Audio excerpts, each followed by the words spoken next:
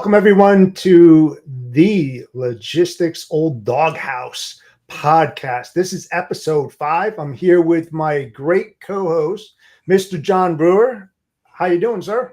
I'm doing good for a Friday, man. Got a nice long weekend coming up. It's gonna be nice. Yeah, I can't wait for it. I just hope the weather holds up a little bit. Yeah, it's. I hope it cools off down here. Yesterday was like Did you have 100. some bad storms down there, like last night? No, sir. It was 104 here yesterday. Jesus, man. Unbelievable. Well, you know what? It was a fast week. I can't believe that we're here on a Friday and you got Labor Day on Monday. Have any plans or anything you're doing? Just doing some stuff around the house, man. Just going to keep it low and quiet. Yeah, I'm going to do a little bit of golfing on Sunday. I have some relatives coming up for a couple days, so it should be fun. Haven't seen them in a while, so I'm looking forward to it. That sounds like it'd be a good time. Yeah. So today, we're going to discuss looking into the future and relationships. I put a post out there earlier this morning regarding relationships with carriers and how I would say probably 99% of brokers and service providers who deal with carriers don't consider this when they put things out on the spot market or even when they're doing an RFP.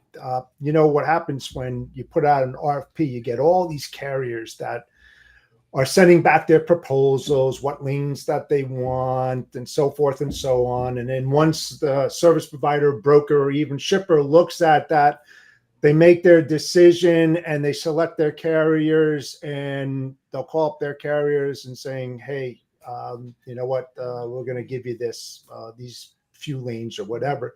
But it goes more than that, because what happens with that, John, is that when you're taking the time out of all these carriers' day, especially their pricing department, pricing manager, who's, let's say you've got 100 lanes that you want pricing or less than that, they're going to put a lot of effort in that to try to win over the opportunity and create more revenue for them. I mean, that's what we're all in the business to do. But the one thing that's left out, do you know what that is? I don't have a clue, man, but I know you do. I do. And it has to do with new carriers and incumbent carriers and the things that you do after you receive your proposals and you make your selection. That is a winner letter and a loser letter for your incumbent carrier as well. Hey, John, listen, I just want to let you know that I appreciate all the effort that you and your company put into this proposal. There's a lot of different factors out there. And if you're an incumbent carrier as such, it has nothing to do with your service level, John. You did a fantastic job, but the market, the way that it is, it's all about pricing, and the shipper that I represent, been going back and forth because, you and I both realize, to survive in this market, we all have to make some money. And I understand the shipper's point of view as well, because he's got a lot of downward pressure from the C-level people, save. But we're talking about relationships here. But unfortunately, it was due to pricing, nothing to do with service, and they chose another carrier. But that doesn't mean our relationship's over, John. We're definitely going to go back out to you in the future and give you some more opportunities to bid on. And I thank you in advance for your understanding. Jeff Dickinson, RGTX Logistics Solution. That goes so far because it tells the carrier not just that you're passionate about that, but you also respect the time that they put in to doing this. That, a lot of the guys out there, the one destroyer relationships, John, that I know for a fact, because I've talked to a lot of people, I never did this because I had some good mentors and coaches. The carriers you go out to will not put their best foot forward when you don't acknowledge them at all. That you just take it for granted, and it's a big thing. And I know for a fact 99% of the people Nobody even answered my post because I knew that they wouldn't do that because they think it's too much time to write a letter, even if you mail it or email it, and a follow-up call would suffice as well, multiple ways of doing it. And it doesn't take that much time to do it. You can have a template built. I mean, I could show you a couple templates that I've had and used, and it just says enter carrier name, enter your carrier rep's name, make it personalized. Right. If you have that kind of relationship with them. So what are your thoughts about that? I think that's a great idea. While you were speaking, I was thinking about people who interview for jobs. And the one thing, whenever I would interview, I would always send handwritten thank you notes to the interviewers after the meeting, and whether I got the position or not. That's that little thing of just responding and saying, "Hey, man, I appreciate your time. Look forward to having a conversation with you." Very similar to what you're speaking of. It's those little details that as we got into this world and the world keeps just spinning faster and faster, we overlook these things. Yeah. And it can make a world of difference. I mean, if on the interview side, if it's between neck and neck between you and somebody else, who knows? That thank you note may push you over the edge and you get the job, because they're thinking, hey, he's definitely interested. He's interested in the job, and he's also respecting my time and my energy and my effort, and wanted to say thank you. So yeah. Same way with the carriers. To your point, I mean, 100-lane bid. I mean, that's going to take some time and some heavy duty number crunching. And it's probably not the only RFP in their bin right now. They're probably doing 3 or 4 at a time. So yeah, I mean, you put in all that time, energy, and effort, and you don't. All you hear is crickets, and that's it. It's a little disappointing. I mean, it's you don't want to be rejected, but at the same time, you don't want to be ghosted either. So, 2 things are going to happen from that, and I've had some friends that were the pricing managers for some very large carriers, and I've had cordial conversations with them to feel them out, because I'm not in that position, and that's why I ask questions, because my intuitive nature wants to know what they go through and everything. There's 2 things that will happen when you send a thank you note, or any kind of note acknowledging the fact that they put time in. One, if you don't say anything, they're not going to put their best foot forward to give you the best rates, because they know that they're not going to get a response. They never do from you, right? right. Secondly, to your point, you got a lot of RFPs that are on top of the pricing manager's desk. Could be several of them, right? You don't want to be you don't want to be on the bottom of that. No, you know?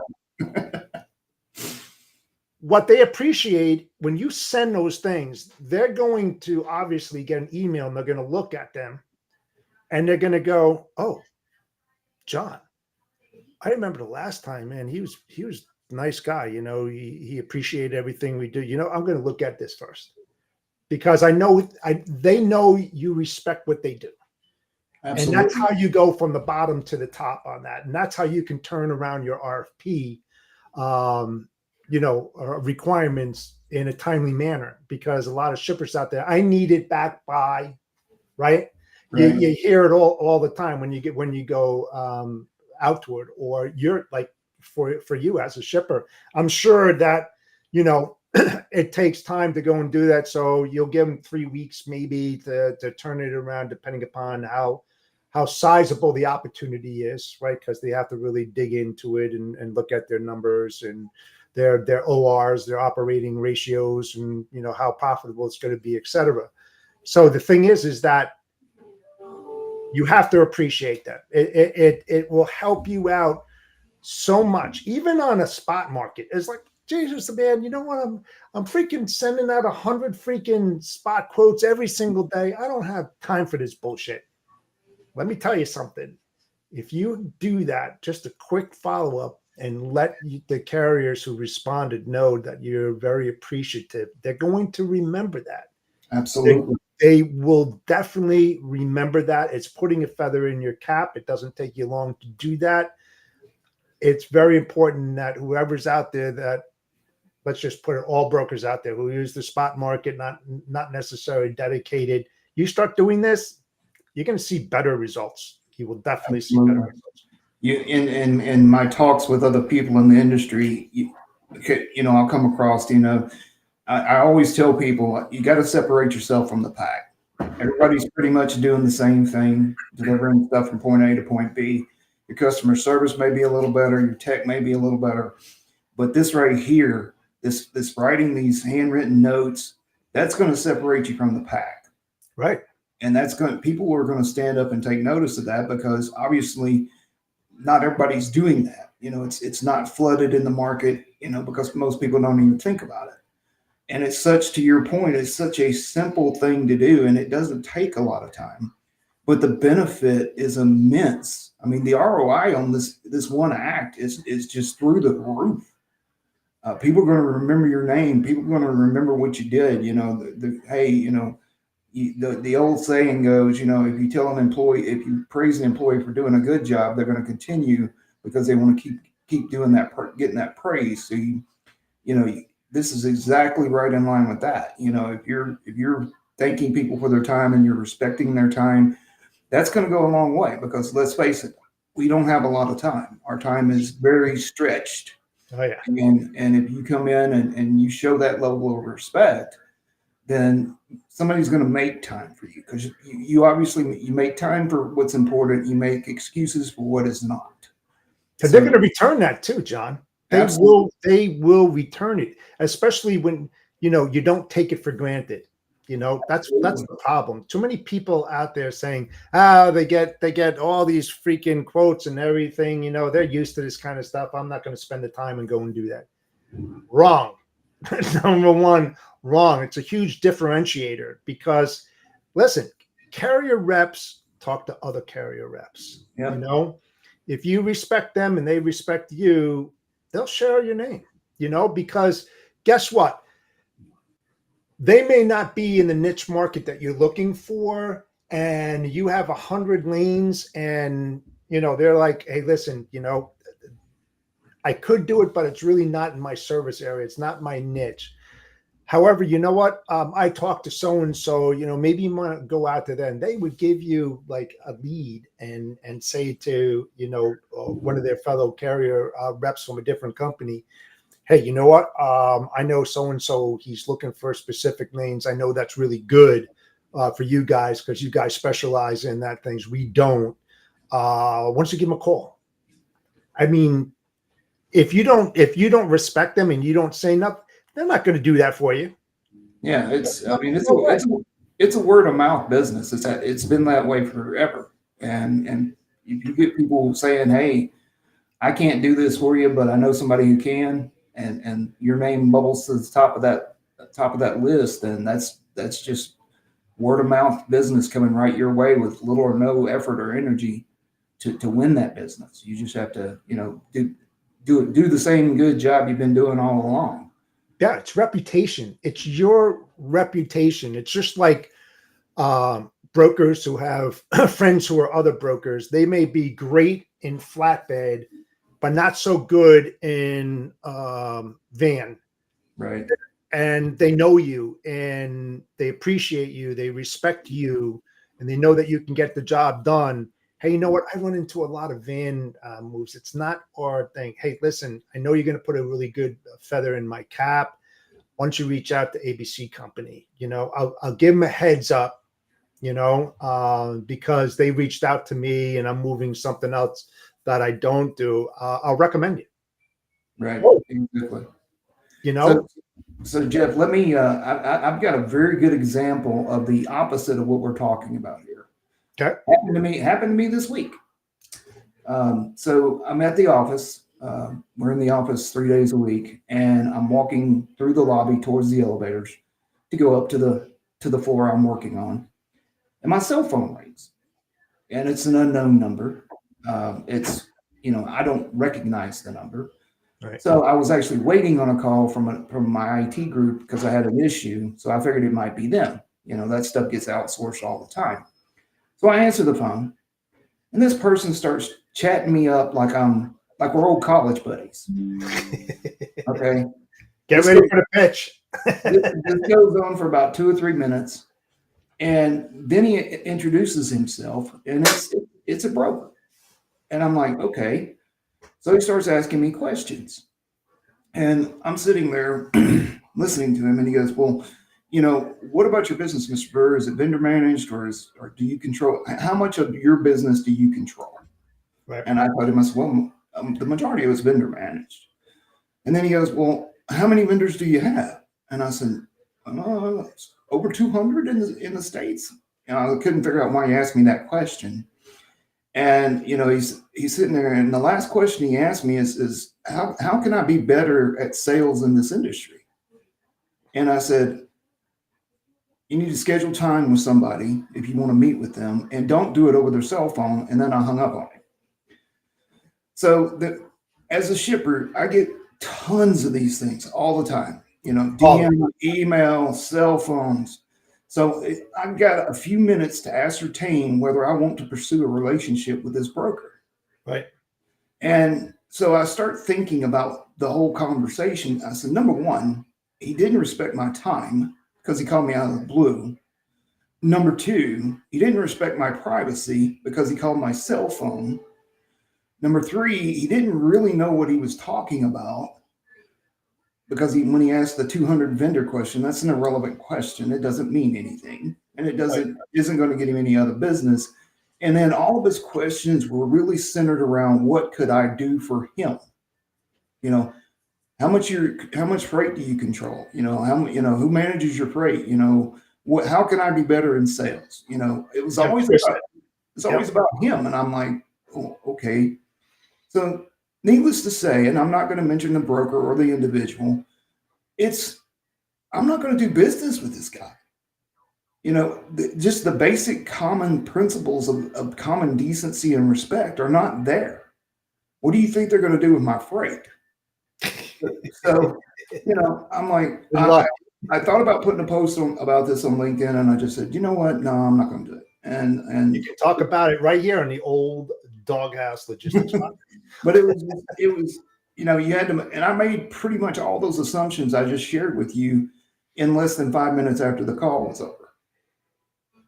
So it's, the training out there just sucks. And we both know that. But the kind of things that, like what we're talking about today, with the respecting of time and respecting of privacy and showing that common courtesy, all those things that you have already mentioned, those are, number one, those should be just like breathing.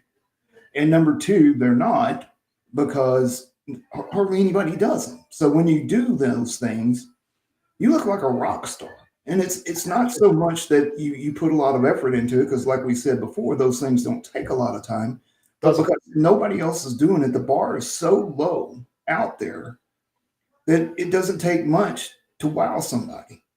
And that's what endures people to other people. And like you said, I mean, that can go beyond the primary relationship and expand through, like you said, referrals and word of mouth to multiple relationships. Absolutely. I it's like I said earlier, when I put posts out there, I'm not a know-it-all. I'm not. I'm really not. And you're not one either. We learn every single day. But I'll tell you what, when I put things out, it's not saying, oh, here goes Jeff again. He thinks he's a know-it-all. He's putting it. No, because I know that it works, and I'm trying to help the industry out. I'm trying to share best practices because I've been out there. I've seen a lot of stuff, and I know when I write a lot of stuff, I know I'm not going to get any responses to it, because it's going to put people out there, and people don't want to be put out there. If they were good and confident in their abilities based upon the questions that I asked, why wouldn't they come and say something like that? That's why I put 99% will not know to do this. It's not in their vocabulary. Their vocabulary is to sell, to get profits. The service side, they kind of push off to the side. You know, the safety is hardly ever mentioned in any kind of dealings, you know, and I was really surprised at a post that I put out there. And I talked to my very good friend Dale Prex about it. And as you know, I'm gonna, you know, at the Broker Carrier Summit, you know, I'm gonna be monitoring and also a speaker for safety because it's so missed in this industry. Right. And a lot of people don't talk about that and ramifications of the impacts that it has when you don't put or have a safety first mindset. You know, it all deals with this kind of stuff. And that's why I knew when I put that stuff out there, a lot aren't going to say those things. And That's it's right. so prevalent. It's so important in this industry. And why people don't do that, I'm baffled, John. I'm so damn baffled. Yeah. And it's pretty much always been like that. It has, and I'm not really sure why they don't want to take that extra step. I don't understand it, and I'm a firm believer, and it's a sad fact that it takes a catastrophic event to change somebody's mind. That's exactly what I was Until that effing time comes up. Oh, it's never going to happen to me. This is that, you know, it's a waste of time. I'm not going to do that. You know, I've got to do this, not that. And then all of a sudden it kicks them in the ass and they're like, why didn't I do that? It always happens that way. Yep. That's why I have that what if mindset, that proactive what if mindset. It's so important in logistics, and people don't think about those things. They don't, you know, and logistics, the high probability of issues and problems happening are like 110%. Yep. I was sitting there thinking the same thing. I was like, safety never becomes a priority until something happens. And then Right. it's a priority. It only becomes that, you know, it's like, why? You know, it's a huge question that needs to be answered, that nobody wants to answer it because either they don't know or they're going to come across as weak. You know, the ego, they don't want, you know, they don't want to come across of not knowing. I mean, it's a shame. You know, we're not gaining anything, you and I, from doing these podcasts and stuff. We're trying to share like some really good stuff that should be taken into consideration. Yep. You know, as a very important option that should be implemented into your operations, like big time. Absolutely. And I don't know. I have to laugh. It's sad, but I have to laugh at it. It's free knowledge. I mean, who would turn down free knowledge? I mean, I wouldn't. Hey, you know what? Like Christy Knitchell, you know, she's a good friend of mine. She's smart as hell, right? Bang stuff off her and stuff like that because, you know, there's things that she knows a hell of a lot more than myself. Like in intermodal. I mean, I'm good at intermodal, but I don't dabble in it 100% of the time like she does. Right. You know, so it's like, hey, what's happening or something like that, or we just throw it out there, or she'll agree with me and I'll agree with her. It doesn't matter who the person is a man or a woman. You're talking about knowledge. You're talking about experience. Right. You know, That's get right. it from all angles. The more options and more solutions that you hear from multiple people, you'll have a better perception of what's actually going on in the market, and we'll be talking about that soon, and kind of predicting the future and what needs to be done. But at least it will give you a better foresight on what you should do as an individual, especially if you're on the selling side, logistics side, or whatever, and trying to figure out these problems. You should always have big ears and listen with intent. Absolutely. Wise counsel is always paramount. And to your point, it could come from You could come from, it's not gender specific. It's not age necessarily age specific. It's not a walk of life specific. It's to your point, it's straight up knowledge, and everybody, people benefit from that. So yeah, if you want best practices for your company, it's best to speak with others, to listen to others, and see how they did things.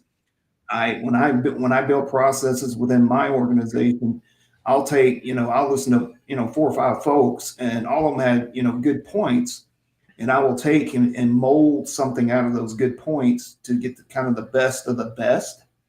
Because the more information I have, the more knowledge I have, the more best practices I have in the process, the better the process is going to be. And I'm a firm believer in building processes that are built to last.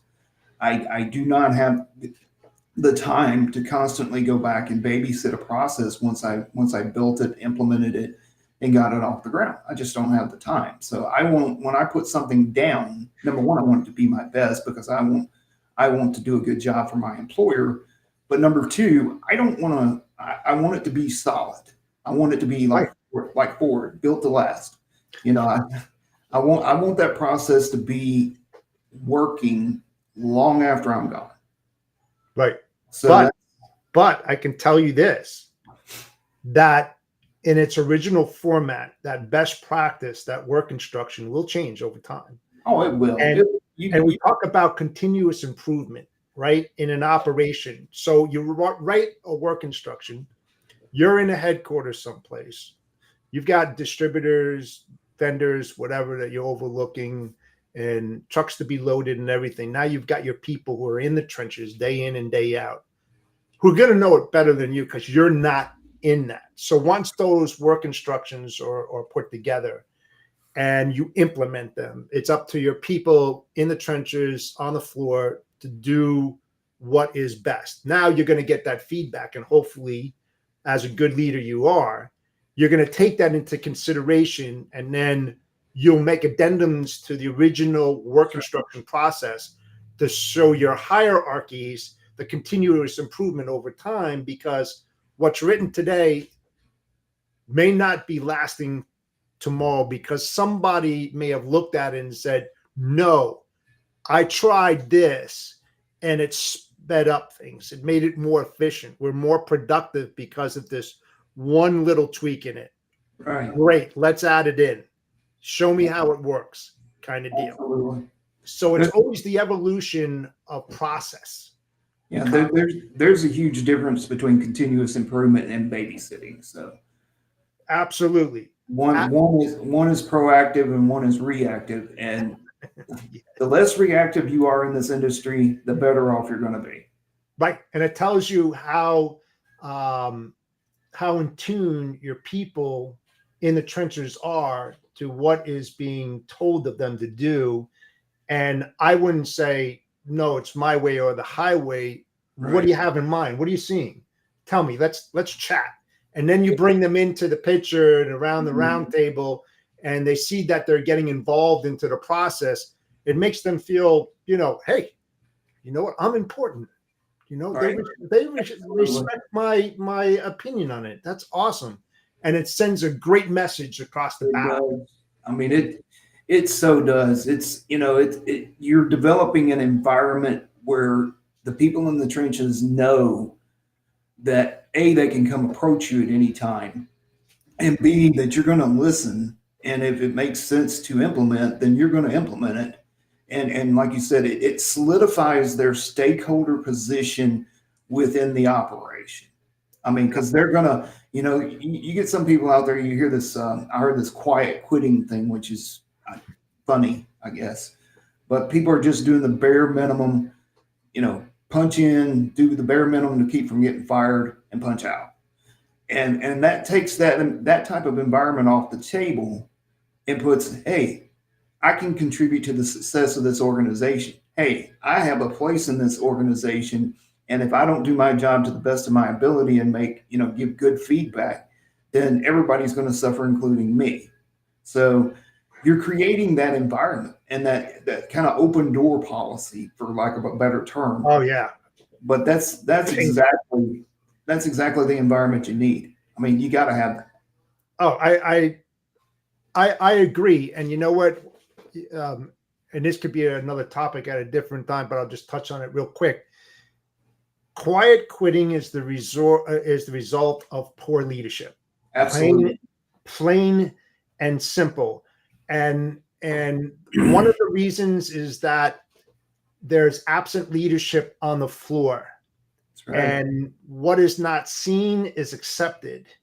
And if you're a true leader, you don't sit in a freaking office. And to your point, and I've always used this, and I love when you said it, I had an open door policy, especially when I was working at Ford, and highly complex. I was always being pulled in all directions, doing analysis, looking all different modes, looking at the operations and everything. So I was busy. I was out on the floor. I was in my office, but I never closed my door. It was always open. No pun intended, open door policy. And when one of my employees walked in that door, no matter what I was doing and how important it was, my employee was more important than what I was doing. I would drop everything on a dime and listen with intent, because there was a reason why he or she, breached my door and wanted to talk to me. And I wanted to hear that, because it was important. To your point, you're only as good as the people that you have in place in that specific position, but not that you have to be a micromanager and be up their ass constantly all the time. But you need to have that pulse. You need to listen and have that finger on the pulse day in and day out. That's what makes the logistics move at a high rate, more efficient, removing waste, more productive. As I would say, removing waste to work smarter, not harder, to do more in less time. That's the thing, because especially when you're in a complex thing, you have to remove that waste. Yep. Because there's so many important things that you have to multitask and be on top of every single minute of the day, and we're not talking 9 to 5. It doesn't exist in logistics. Number one. What's that? We're not bankers, so I'm sorry. We're bankers in one way, where we try to find hidden bank opportunities to save money, but we're not bankers. So we don't keep bankers hours. No, it's like my wife at night. I have my phone on. She goes, "Why don't you shut it off? Come on, man. We got to go to bed and anything." Honey, how many years I've been in logistics? Why do I leave my phone on? Okay. Can you put it on like vibrate or something loud, like instead of ringing and stuff like that? Not that it happens all the time right now, but it used to. But it rolls 24/7, 365. Absolutely. It's made for special people like you and I. Yeah. So Jeff, I mentioned a minute ago about being proactive and being reactive, and being reactive. If you're in a constant state of reactivity in this industry, you're in trouble. So one of the things that I do and have done and continue to do is I mentioned it was forecasting the future. Yeah. Now, before we get started on this topic, I'm going to put a caveat out there, because I know some people listening. We have no clue what the market's going to be in 6 months. Okay. Correct. We have not. We cannot give you if rates are going to drop or if they're going to go up. The only thing we can do is use barometers in the industry to see which way the wind is blowing and to be able to mitigate issues before they become issues. There's headwinds out there. There's geopolitical unrest like there's nobody's business lately. So I'm just going to give a few things that I do that'll help, and maybe somebody listening on the show can implement these into their day-to-day. I liken it to the old wooden sailing vessels. The captain is the CEO, right? Yeah. He's the one driving the boat. And as a logistics manager, I'm the guy up in the crow's nest with the binoculars. So it's my job to report the icebergs or potential icebergs that could take the boat out. And that's my job. And once I do that, I have fulfilled my obligation to my organization in that regard. And it's up to the CEO to decide whether he wants to turn the boat or go full steam ahead. So let me kind of share some of these things. There are tons of publications out there. One of the ones that I use is the Morgan Stanley Freight Index. Morgan Stanley does an awesome job. The information is completely free. All you have to do is fill out a survey, a quick 5-minute survey, and then they send you the links, and they send you 2 links. One is the freight index itself, along with anything and everything, and then one of it is what they call the freight sentiment index, and that's where the people who are signed up on this program share their insight and their wisdom in what they think is going to happen, here right now, and then 3 months from now or down the road. So you take everything is kind of almost like with a grain of salt. There's no straight cut answer, but the freight index, what the freight index does, and I wish I had time to print off, get a copy of it so I could share it on this thing. But if somebody wants to see it, I'm happy to share it. It's a ratio of the number of trucks out there versus the number of loads. So basically, if you have, I look at it like, okay, if the freight index is sitting at 5, okay, that means there's 5 loads for every truck, roughly. Again, this is a barometer. This is not a thermometer. It's a barometer. So the higher that load count gets to the truck, the tighter capacity is getting. And it also shows trends. They've done many years of this. So they got all the trend data right there on the graph. All it's telling you is capacity tightening or is capacity loosening? And again, you kind of have to take it it's almost kind of nebulous, The other thing in that survey that I look at, outside the commentary from my colleagues who post in there about what they think the market's doing or whatever. Right. And let me back up a second. This is brokers, carriers, and shippers. So everybody's kind of contributing. So it's not just all shippers or all brokers or all carriers. Right. The other index that I look at, and this is more of an economic barometer, the country's economy. Mm-hmm. Is it good? Is it bad? Is it stagnant?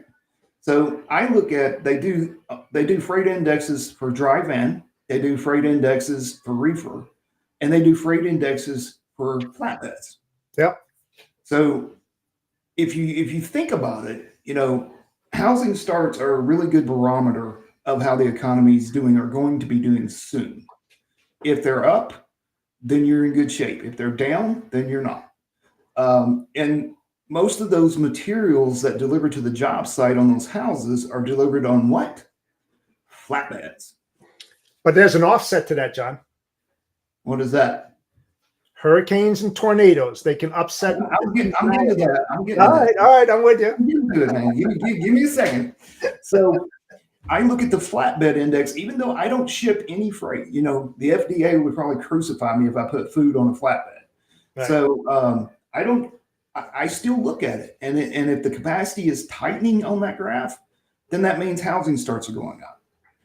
If it's not, if it's 1 load to every 5 trucks, then the housing market's not that good. So it gives you a little bit of a view into the economy. Yep. And that's the Morgan Stanley has been my Bible. I have carriers and brokers who give me their, they do trend data too. I look at that. I look at anything anybody puts in front of me. Okay. Yeah. Another good source out there is FreightWaves. I mean, you can find all kinds of stuff on FreightWaves, and they've got some really super smart people working there. I think they call them data scientists, and they're a lot smarter than me. But they present all this data, and it helps. Load tender rejection. That's another thing. Yep. So you can kind of dial in a little bit. It's still kind of, like I said, nebulous. But now we'll move on to your point. So I look at the weather.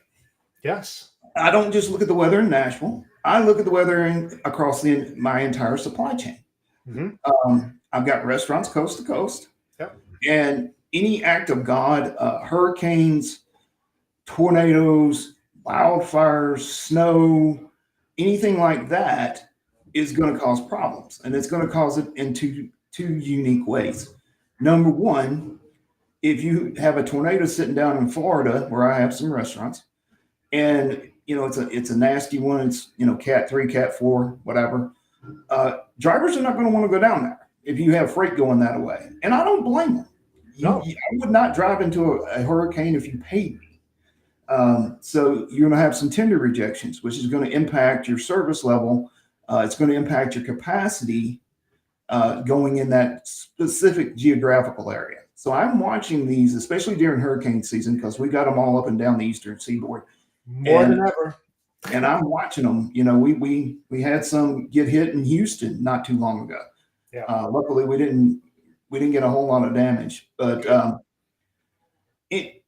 looking at that. And then to your point, and I knew kind of where you were going with this. If you have a natural disaster out there, FEMA's going to come in and they're going to suck capacity out of the market. They're going to have trailers for storage. They're going to have drivers driving truckloads of water to the affected area.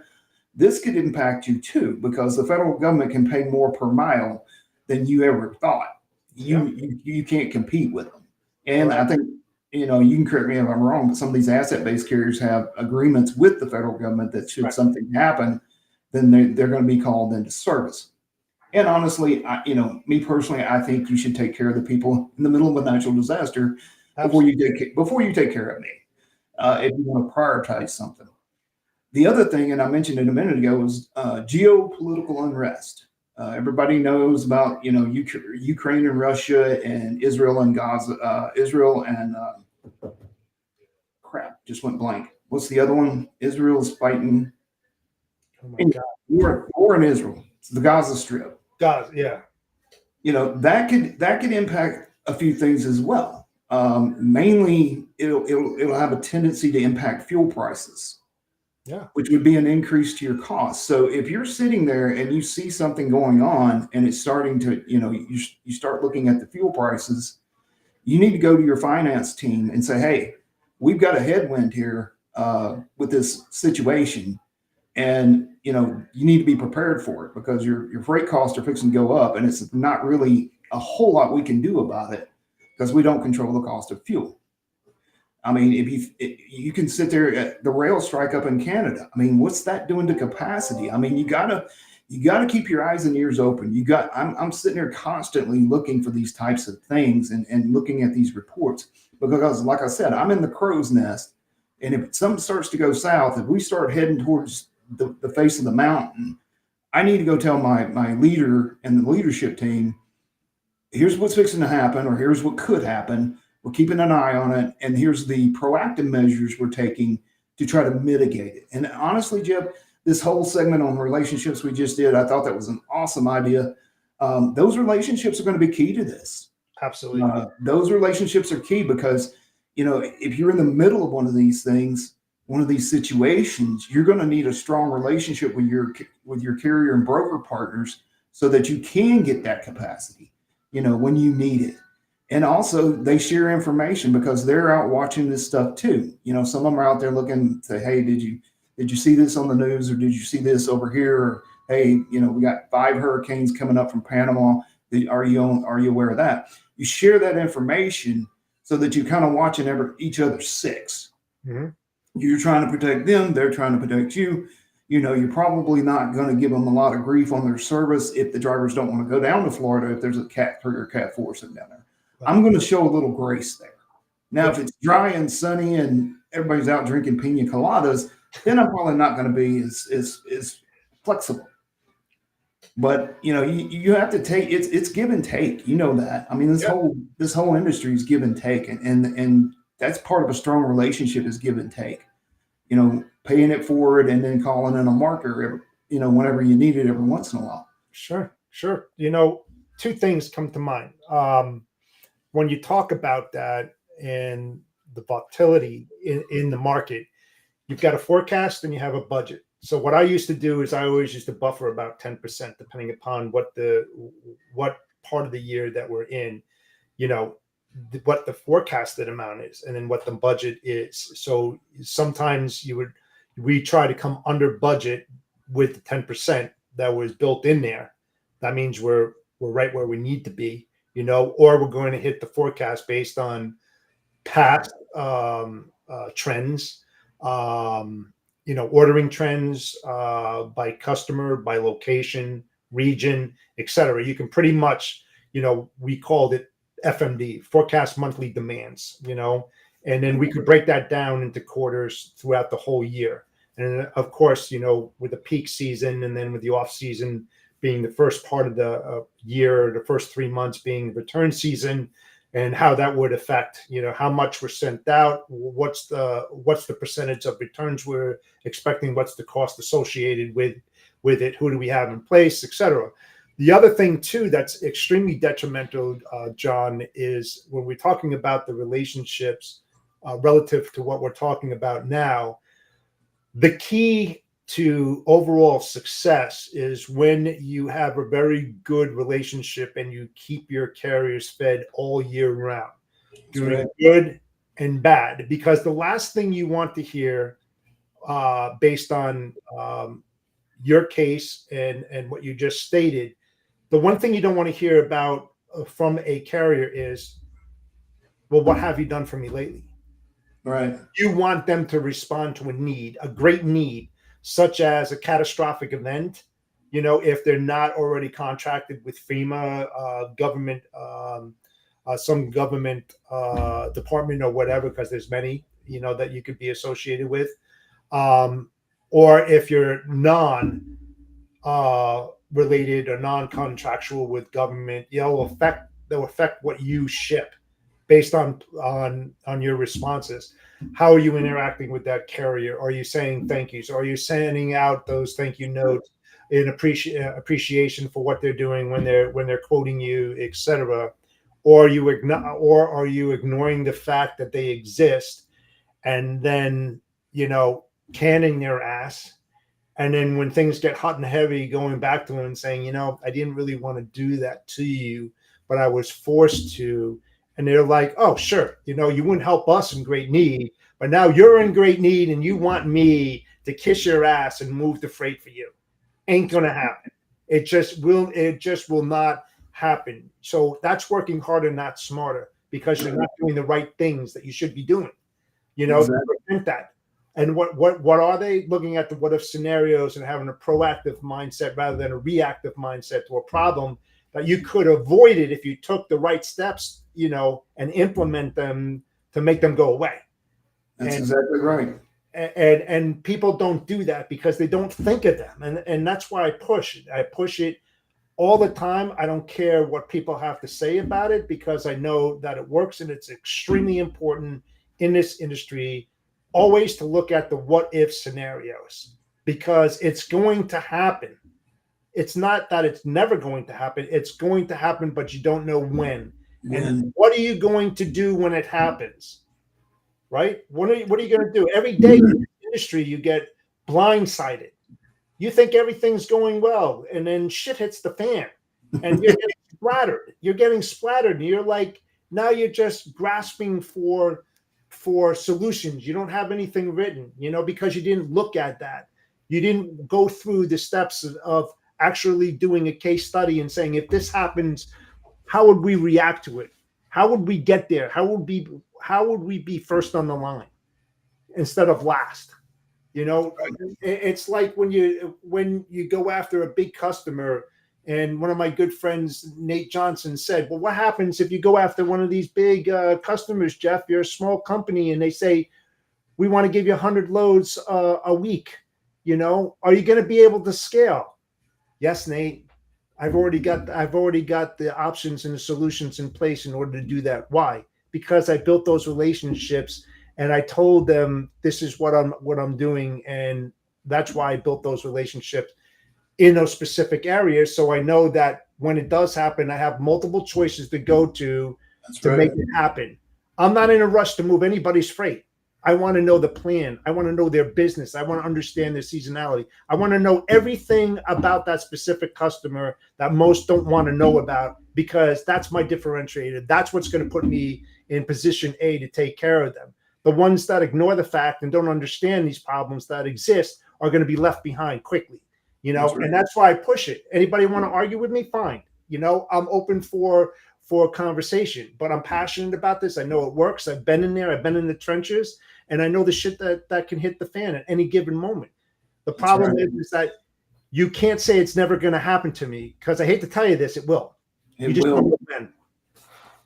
will. It will definitely happen to you, and you're exactly right. Having that visibility by constantly checking the barometers out there in the industry, and then B, building those relationships to have a solid foundation so you don't get caught flat-footed, and then C, putting things in place based on your acquired knowledge of the project, and putting and seeing downstream what could happen. Those what if moments you mention all the time. I know you and I are both quite passionate on both on those, and just putting those plans in place. And you may never have to pull the trigger on, but so you start thinking. Basically, it's this is the best job in the world for a pessimist, because you're always thinking something bad is going to happen, and in this industry, something bad usually does happen. To your point, you just don't know when. So if you start planning your process, or you start planning, your path to the project, and you have that what could go wrong mindset. How can I break this mindset? And then you come back with solutions that will restore it, strengthen it, band it together. And if you do have to implement those things, they're right there at your fingertips. Hopefully you don't have to, but if you do, then you've got it right there at your fingertips. You're not sitting here, you're not being reactive, you're not being overly emotional, because your world's a shit show right now. Remove the emotional part. You get that calm, cool, collected. Let's execute ABC if XYZ happens, right. And people are going to be looking to you, because when the fit hits the shan, they're going to be looking to you to fix it, and wanting to know, well, what are you going to do? What are you going to do? And if you sit there and go, you just lost credit. You're done. A ton of credibility right there. Yeah, you'll just be sitting in the corner smoldering. And there's no fire extinguishers in sight. I can sit there and say, because I have those backup plans either in my mind or written down, or both. And a lot of that comes from the experience, like you, and what, the more experience you have in here, the more what if situations you know how to fix, because things happen in cycles, if you will, and you're going to run across the same problem a couple of times. There may be a little tweak on it, but the concepts are the same. And how you solved it the first time, if that really, really worked, you may need to tweak it a little bit, but then you implement it, and you're down the highway. And that's what this business is all about. I mean, you're constantly, and I think you mentioned it earlier, you're constantly in a state of triage. Most of the logistics groups that I've been a part of in organizations were very small teams. 3 people, 4 people, including the manager. So you got to get a lot of work done with a lot of limited resources. And if you're constantly being reactive, it's just it's gonna burn you out, and you will not survive this industry. You will be eaten up and spit out faster than. Absolutely. That's when you need to go get that banking job. Right. You know what? That also goes for operational efficiency and productivity. And that's why I'm a huge advocate of cross training. And if you're a good leader and you're in a brokerage operation or a shipping operation, how do you respond when a person gets into an accident, gets hit by a bus, out sick or whatever, and that job needs to be taken care of? Do you have anybody in your organization, in any department, that's cross-trained, that could fit and fill a position for, a a minimum time or whatever to Right. either find a replacement or hire one and train them properly, or be able to cover that individual while that person is out. You That's know, right. people don't think about those things. You know, it's highly critical for any logistics operations, brokerage operations to have that in place, because the customers still need to be addressed and serviced correctly, Right. and those person needs to be up, up to date on the nuances that's happening with those customers. And how does that happen? You can't just transfer that and say take over, because you really don't know the ins and out. That's why I'm a huge advocate. Anybody that's in a role, write your own JD description to see if you really know what the job is, and then write a work instruction on how you do your job, and then give it to somebody else and say, do my job. And then Right. you're going to find out quickly whether or not you have a really good training program and you trained your associates well, or you may have thought that you trained your associates well, but they really don't know their job, and they surely don't understand or how to write a work instructions, including keystrokes, F strokes, everything. I'm talking detail oriented, so that a Right. person can jump into there and just go to town and pick up where you left off. You Yeah. know, nobody really does that. It's a shame. I do two things. I cross train my team because it's it's not your customer's fault that there's not a butt in that seat. They don't want to And hear it. honestly, your customer should never even know that's a problem. Correct. And then the other thing that I do, I'm not I'm not averse to rolling my sleeves up and getting in the trenches too. So with a three-man team that I have now, I can step in and I can do things as well. And it's not beneath me to do that, because our goal is to take care of our internal and external customers. And if somebody's out, that's not their fault, and Right. neither should they be impacted by it. So I will, with my team, I will sit down with them, and if there's something, we have a big project or we have something, a big shit show, then I'm gonna be right there with them. I'm gonna be helping them and trying not to be a detriment to them, because obviously they know more about their job than I do. But there's things that I can do. I've learned over time. We built this thing from the ground up, so I had a part in that, so I know how it's kind of set up. And then that way, that person can take PTO and not be worried that if they come back to the office that their desk is a mess, because Right. nobody wants to do that. So, and my teammates are the same with me. Yeah, do they do all the director level stuff? No, No, because right. that's not how it's structured. But if I know that if I take a day off, like today, which I did, I know that my team can handle the daily operations, number one, and number two, if something comes up and they don't know what to do, they have that open door policy, like we mentioned a minute ago. Even if I'm on vacation, Yep.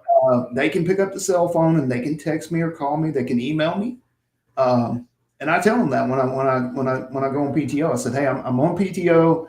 I'm not really going anywhere, so I'm not going to be tied up. If something goes south on you, give me a call. Yep. And I can tell you, rarely does that phone ever ring, because they know how to handle the day-to-day ops. And just like when they're out on PTO or sick or whatever, they know they're going to be covered, so they cover me as well. We cover each other. We watch each other's six, and we jump in and help when we pivot a lot. We're very flexible in and out, based on the situation, because some days may be hell on earth, and some days may be relatively quiet. Yeah. So relatively quiet, we're all kind of doing our own thing, maybe catching up on some admin stuff. But when all hell breaks loose, we're all on deck, and it's not, I need you to be on deck. It's, you better be on deck, and you better have that sense of urgency in your wheelhouse. I shouldn't have to tell you we're in a shit show.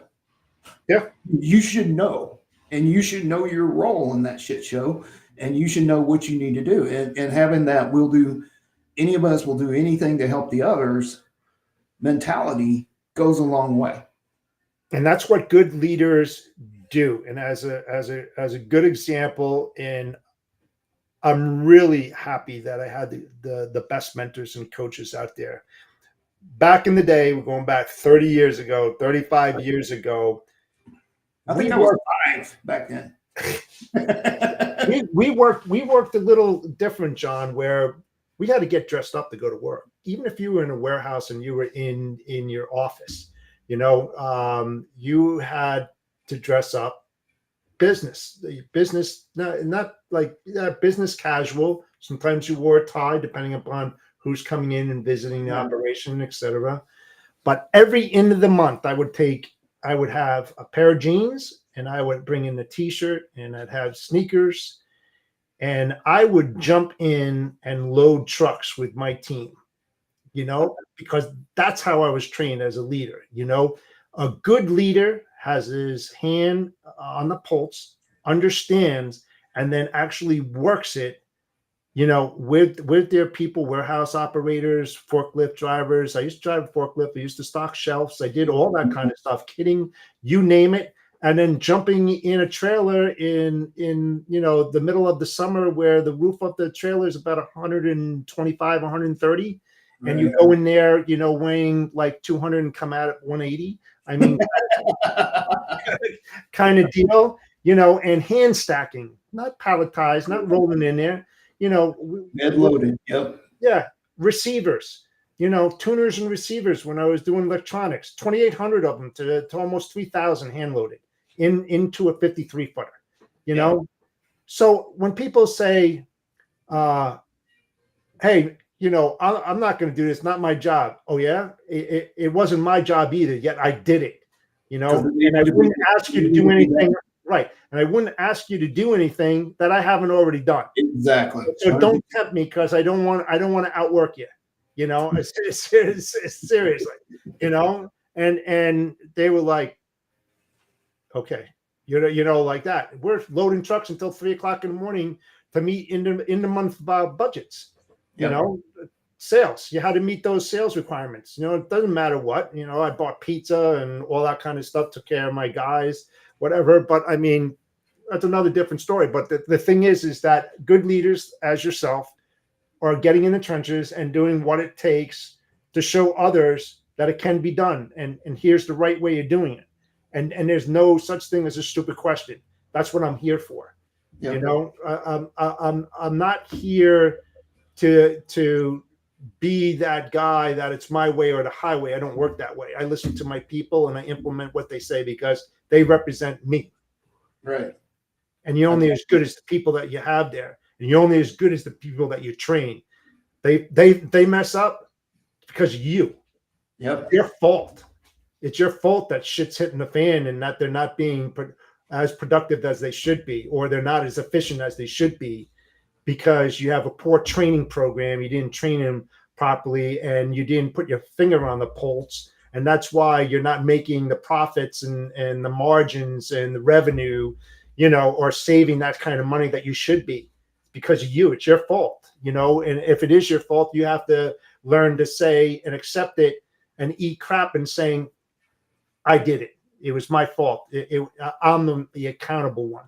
That's what's missing in the industry too. Not too many people are accountable for their actions, and needs to change.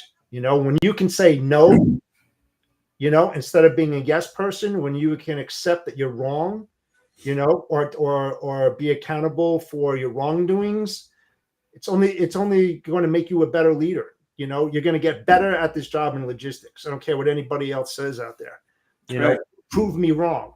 I know some good leaders out there. I know some career advisors. Brent Ursuga says it all the freaking time. Charlie Saffel say it all the time. You have to be in it to freaking win it. You have to be the one that shows people how to do it, but not do it for them, but make them understand how important their job is, not just for you, but the company in which they represent. And people just don't get it. And that's why Brett always pounds that in there. You see his podcast all the time. Charlie's always out there speaking, talking about how important these freaking things are when you're looking for a job and you want the right role for the right person who has the right experience, to get the job done, because that's what they're paying you to do, Exactly. win, to make money, You know, that's why we're all in the business and why we do the silly things that we do day in and day out. So with that said, we're over time. I appreciate you coming on today, John, as always. And I hope you have a great weekend, a great Labor Day weekend. You know, take some time off. Don't work too hard, right? You the same. Peace, brother.